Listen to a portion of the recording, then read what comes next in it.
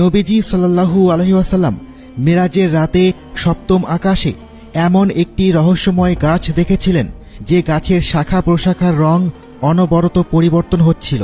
সেই গাছের পাতা হাতির কানের মতো এবং ফল মটকার মতো বড়, যে গাছের শেকড় ষষ্ঠ আসমান পর্যন্ত বিস্তৃত। আজ আমরা এই গাছ সম্পর্কে এমন কিছু চমৎকার এবং রহস্যময় তথ্য দেব, যা এর আগে আপনারা কখনোই শুনেননি। তাহলে চলুন শুরু করা যাক। প্রিয় বন্ধুরা, সিদরাতুল মুনতাহা গাছের কথা রাসূল সাল্লাল্লাহু আলাইহি ওয়াসাল্লামের মিরাজের ঘটনায় বলা হয়েছে। আরবি ভাষায় সিদরা অর্থ বড়ই বা কুল গাছ, কিন্তু হাদিস বিশারদগণ বলেছেন সিদরাতুল মুনতাহা গাছকে দুনিয়ার সাধারণ কুল গাছের সাথে তুলনা করা যায় না। একমাত্র আল্লাহ তাআলাই জানেন তা কোন ধরনের কুল গাছ। আর মুনতাহা শব্দের অর্থ শেষ সীমানা, অর্থাৎ এটা হচ্ছে সেই জায়গা যার পরে আর সামনে যাওয়ার অনুমতি কোনো মাখলুকের নেই। সিদরাতুল মুনতাহায় গিয়ে সব আলেমের জ্ঞান শেষ হয়ে যায়, কারণ এরপরে যা কিছু আছে তা একমাত্র আল্লাহ তাআলা আর রাসূল সাল্লাল্লাহু আলাইহি ওয়াসাল্লাম ছাড়া কেউই জানেন না। বিভিন্ন বর্ণনা থেকে জানা যায় সিদরাতুল মুনতাহার শিখর ষষ্ঠ আসমানে আর তার বিস্তৃতি সপ্তম আসমান পর্যন্ত। মিরাজের রাতে রাসূল সাল্লাল্লাহু আলাইহি ওয়াসাল্লামকে হযরত জিবরাইল আলাইহিস সালাম আকাশে নিয়ে গিয়েছিলেন, আর আল্লাহর হুকুমে একের পর এক আসমানের স্তর ভ্রমণ করার সময় যখন রাসূল সাল্লাল্লাহু আলাইহি ওয়াসাল্লাম সপ্তম আসমানে প্রবেশ করলেন, তখন তিনি অনেক বড় একটি গাছ অর্থাৎ সিদরাতুল মুনতাহা দেখতে পেলেন, যার ফল হাজার অঞ্চলের মাটির তৈরি মটকার মতো ছিল, আর পাতা ছিল হাতির কানের মতো। হাজার অঞ্চল ছিল আদ সম্প্রদায়ের বাসস্থান, যেখানকার পাথর আর পোড়া মাটি খুবই বিখ্যাত ছিল। 17শো শতাব্দীতে শাম, লেবানন আর রোমের বেশ কিছু এলাকায় সিদরা নামক একটি গাছের দেখা মিলত। দুনিয়ার পরবর্তিত আবহাওয়া আর বৈশ্বিক উষ্ণায়নের কারণে 1937 সালে এই গাছের চিহ্নই বিলুপ্ত হয়ে যায়। বিশেষজ্ঞরা লিখেছেন এই গাছের উচ্চতা 150 ফুট এবং প্রস্থ 40 ফুট ছিল। এই গাছে হওয়া ফলগুলো একদম হাজার অঞ্চলের মটকার মতো দেখতে। এই গাছের বিশালতা এবং মহত্ব দেখে মানুষ অবাক হতো, যা ওই সময়কার সবচেয়ে ভিন্ন রকম এবং বড় বিশেষত্বপূর্ণ গাছ ছিল। বাইবেলে এই গাছের নাম রিজ বলা হয়েছে। হজরত মুসা আলাইহিসসালাম, হজরত সুলাইমান আলাইহিসসালাম আর ঈসা আলাইহিসসালামের কিতাবেও অত্যন্ত সম্মানের সাথে এই গাছের নাম নেওয়া হয়েছে। সেখানে এই গাছের ফজিলত সম্পর্কে বলা হয়েছে। জাবুর কিতাবে এই গাছকে দ্য ট্রি অফ লর্ড বা আল্লাহ তাআলার গাছ বলা হয়েছে। হজরত দাউদ আলাইহিসসালাম আর সুলাইমান আলাইহিসসালাম নিজেদের ইবাদতখানা আর বাড়ি এই গাছের কাঠ দিয়ে বানিয়েছিলেন।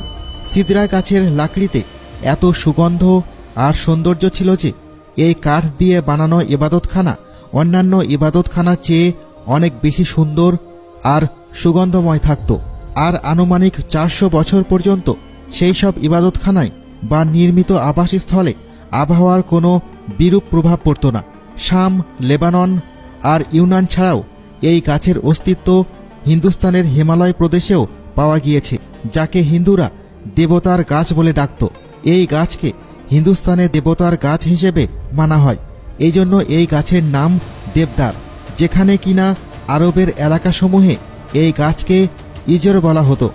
এই 3 জায়গার গাছ আসলে একই প্রজাতি, আর কুল গাছও এই প্রজাতিরই। এজন্যই ইসলাম সহ অন্যান্য ধর্মীয় কিতাবে কুল গাছকে সিদরাতুল মুনতাহা বলা হয়েছে। পার্থক্য শুধু এতটুকুই যে সিদরা প্রাচীন যুগে বিভিন্ন এলাকায় খুবই বিখ্যাত আর মহত্বপূর্ণ গাছ ছিল। তবে অনেকে বলেন এটি কুল বা বড়ই গাছ নয়, এটি হলো বেরি ফলের গাছ। কিন্তু সিদরাতুল মুনতাহা যা সপ্তম আকাশে অবস্থিত রয়েছে তা দুনিয়ার সাধারণ কুল বা বেরি ফল গাছের মতো একেবারেই নয়। হজরত আবদুল্লাহ ইবনে মাসউদ রাদিয়াল্লাহু তাআলা আনহু বলেছেন, সিদরাতুল মুনতাহা ষষ্ঠ আসমানে রয়েছে। জমিন থেকে আসমানে যে সকল জিনিস যায় তা সিদরাতুল মুনতাহায় এসে থেমে যায়, তারপর তাদেরকে ফেরেশতাদের মাধ্যমে মুক্ত করা হয়। আর এভাবেই উপর থেকে নিচে আসা জিনিসগুলো সিদরাতুল মুনতাহায় এসে থেমে যায়। তারপর তাদেরকে নিচের আসমানে থাকা ফেরেশতারা মুক্ত করে দেয়। কিতাব বিশারদরা বলেছেন সিদরাতুল মুনতাহার পাশাপাশি জান্নাতুল মাওয়া অবস্থিত রয়েছে, যা 7টি জান্নাতের মধ্যে অত্যন্ত গুরুত্বপূর্ণ, যেখানে কিয়ামতের পূর্বে শহীদদের আত্মাদেরকে অবস্থান দেওয়া হয়। সিদরাতুল মুনতাহার অন্যান্য বর্ণনা থেকে জানা যায় এই গাছের প্রতিটি পাতায় একজন করে ফেরেশতা রয়েছেন, যারা সর্বদা আল্লাহ তাআলার জিকিরে মশগুল, আর তার পাতা এবং শাখা প্রশাখায় সবুজ রঙের পাখি বসে থাকে। অন্যান্য কিতাব লেখকরা লিখেছেন ওই সবুজ পাখিরা আসলে রাসূলুল্লাহ সাল্লাল্লাহু আলাইহি ওয়াসাল্লামের সাহাবীগণ এবং ওলি আউলিয়াদের রূহ। বলা হয় সিদরাতুল মুনতাহার উচ্চতা 72 বছরের সফরের সময়কাল লম্বা, আর এই গাছের ছায়া সর্বোচ্চ দ্রুতগামী যানে পার হতে 100 বছর সময় লাগে। নবী করিম সাল্লাল্লাহু আলাইহি ওয়াসাল্লাম বলেছেন সিদরাতুল মুনতাহার পাদদেশ থেকে 4টি ঝর্ণাধারা প্রবাহমান। 2টি ঝর্ণা বাহিরে মানে পৃথিবীর দিকে, আর 2টি ঝর্ণা ভিতরে প্রবাহিত। পৃথিবীতে প্রবাহিত ঝর্ণা দুটির একটি ফোরাত নদীর সাথে ও অপরটি নীল নদের সাথে মিলিত হয়েছে। ভিতরে 2টি নহরের একটি হাউজে আল কাউসার, যা হাসরের মাঠের দিকে প্রবাহিত, ও অপরটি সালসাবিল বা জান্নাতুল মাওয়ার দিকে প্রবাহিত।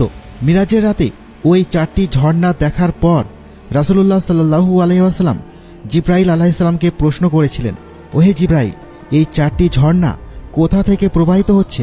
তখন জিব্রাইল আলাইহিস সালাম বললেন, বাহিরের ঝর্ণা দুটি দুনিয়াতে যায়, আর ভেতরের দিকে প্রবাহিত ঝর্ণা দুটি সরাসরি জান্নাতে মিলিত হয়। আর পৃথিবীতে প্রবাহিত হওয়া সেই ঝর্ণা দুটি হল বর্তমানকালের নীলনদ এবং ফোরাত নদী। কিন্তু এখন প্রশ্ন হচ্ছে, এই যে সিদরাতুল মুনতাহা থেকে বেয়ে আসা পানি নীলনদ আর ফোরাত নদীর রূপে আমাদের এই পৃথিবীতে কিভাবে প্রবাহিত হচ্ছে? আমাদের এই পৃথিবীতে পানির অস্তিত্ব কোথা থেকে এসেছিল তা বরাবরই বিজ্ঞানীদের জন্য এই অমীমাংসিত রহস্য হিসেবে রয়ে গেছে। কিছু কিছু বিজ্ঞানীদের মতে পৃথিবীতে পানির অস্তিত্ব সেদিন থেকেই রয়েছে যেদিন থেকে পৃথিবী সৃষ্টি হয়েছে, যেখানে কিনা অনেক বছর আগে হওয়া একটি গবেষণাতে বলা হয়েছিল যে হয়তো পৃথিবীতে পানি আজ থেকে অনেক বছর আগে পানি সমৃদ্ধ কোনো বস্তু থেকে এসেছে, যা কোটি কোটি বছর ধরে গ্রহের সাথে সংঘর্ষ করেছে। এই বস্তুগুলির মধ্যে রয়েছে গ্রহাণু এবং ধূমকেতু, আর কোটি কোটি বর্ষ ধরে এই পানি পৃথিবীতে রয়েছে। এখন প্রশ্ন হচ্ছে যে সেই ধূমকেতু যা কোটি কোটি বর্ষ পূর্বে এই পৃথিবীতে পড়েছিল আর পানির উৎস সৃষ্টি করেছিল, তা কি সেখান থেকে এসেছিল যেখানে সিদরাতুল মুনতাহা অবস্থিত? এক গবেষণা অনুযায়ী সিদরাতুল মুনতাহা থেকে প্রবাহিত ওই ঝর্ণাগুলো কোনো গায়েবী মাধ্যমে এই পৃথিবীতে এসেছে, যাকে বিজ্ঞানের ভাষায় ওয়ার্মহোল বা পোর্টালস বলা হয়। এটা হচ্ছে সেই রাস্তা যার মাধ্যমে আমরা লক্ষ কোটি বছর দূরে কোনো এক জায়গায় একটি অদৃশ্য দরজার মাধ্যমে সেকেন্ডের মধ্যেই পৌঁছে যেতে পারি। তাই ধারণা করা হয় ওই ঝর্ণাগুলিকে পৃথিবীতে নিয়ে আসার জন্য আল্লাহ তাআলার হুকুমে সেই গায়েবী পথ অবলম্বন করা হয়েছে। কুরআন মাজিদের আল মারিজ নামক একটি সূরা রয়েছে, যার অর্থ হচ্ছে সিঁড়ি বা আসমানে যাওয়ার রাস্তা, অর্থাৎ এরকম কোনো রাস্তা যা এই পৃথিবীকে অন্য জগতের সাথে সংযুক্ত করেছে। যেমনটা আল্লাহ তাআলা সূরা মারিজে বলেছেন যে আল্লাহর পক্ষ হতে এটি হচ্ছে এমন এক রাস্তা যার মধ্য দিয়ে কেবলমাত্র মানুষের আত্মারা আর ফেরেশতারাই যাতায়াত করতে পারে, যাতে করে তারা উপরে উঠে যেতে পারে। আসলে এই রাস্তায় কি সেই রাস্তা যার মাধ্যমে সরাসরি আসমান থেকে নীল নদী আর ফোরাত নদীর পানি প্রবাহিত হয়? প্রিয় বন্ধুরা, আপনার মত কি বলে তা অবশ্যই আমাদের কমেন্ট করতে ভুলবেন না।